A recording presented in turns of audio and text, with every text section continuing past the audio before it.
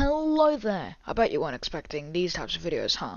We'll get used to them. By the way, I'm gonna call you subscribers ink drops. Now let's get on with it. Today's lesson, creating worlds.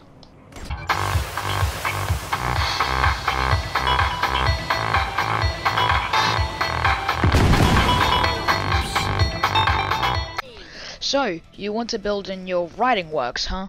Well, you've come to the right place. Unless you're placing your story on Earth, you need to build up a world. The world you'll be creating will need a name for this. I'm going to use my world, Mortem. I got the name Mortem from the Latin word meaning death, symbolizing that Mortem is a dark and gritty world. Of course, I never said you had to use Latin for names.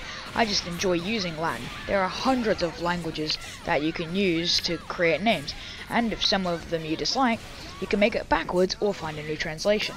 When you have a name, you need to come up with a basic layout of the world. If you're bad at art, like me, try it. Once you have a lay of the land, you'll need to place cities. Mortem has 6 different cities. Each city is unique in its own right. There's the technological marvel known as Chet, the cyberpunk city of Umbra, the nature-loving city of Arbor, the sandy city of Oasis, the plant-controlled city of Nature, and the best-kept secret city of Ascension. I'm not saying you need to have multiple cities. In one of my other worlds, they only have 1 city and millions of towns. I like to name cities off of the history of the city or land the city is on. With Umbra, the original grounds were actually the spiritual lands that belonged to the shadows, hence the Latin translation. After a city is created, next you must create beings to live in the cities and in the wild. For me, I created humans to live on Mortem as well as fauna. While it is Latin for animals, it's the name of my species that is part human and with 1 physical and mental trait each. Then there are the shadows, normal animals that are surrounded by their own shadows so the Shadow Council can control them. The shades are beings that worship, well, shadows. Now that you've created these 4 things, it's time to move on to step 2. I know what you're thinking, what's Barney been drinking? That girl was smoking hot. World building is the most important lesson in writing, well, in my opinion anyway. With world building, you need to be careful. If you don't, your world will be all over the place. A show that demonstrates world building perfectly is Avatar: The Last Airbender. ATLA goes to different kingdoms in its 3 seasons. In season 1, they went from South Pole to the North Pole. They developed the world while going up, explaining culture, tradition, and architecture. They also went to my favorite Earth Kingdom city, Omashu. They explained delivery systems. Season 2, they explained more of the Earth Kingdom, like going to the biggest city that is so big it has 2 walls to keep out the war, Ba Sing Se. They explain how Ba Sing Se doesn't even know about the war against the Fire Nation. Season 3, they explain how the Fire Nation can be good even though they're the enemy.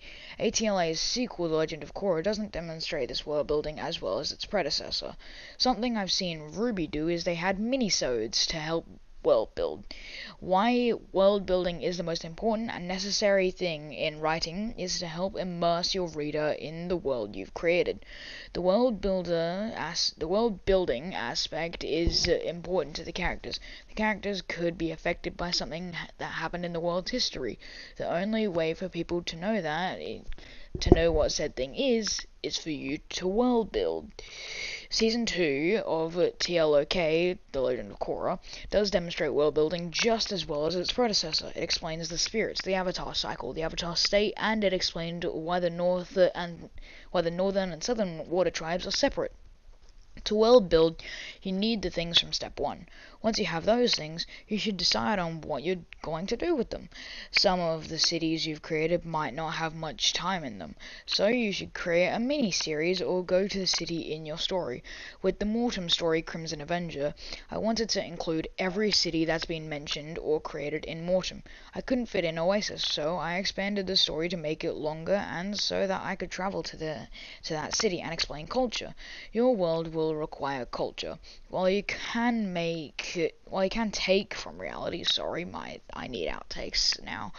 From reality, you can also create a religion based upon the beasts that you've created. Then you move on to architecture. In Ruby, the two kingdoms we've seen are Vale and Mistral. Vale's culture and architecture is just like our own that we have today. Mistral has more of a Japanese architecture spin, although the world of Remnant shares the same culture as Vale. Once you have culture and architecture down, you need the backbone of the society, history. So, has there been any wars in your world's history? Wars that have helped shape the world in some way? And what civilization like, and how far back does the civilization go?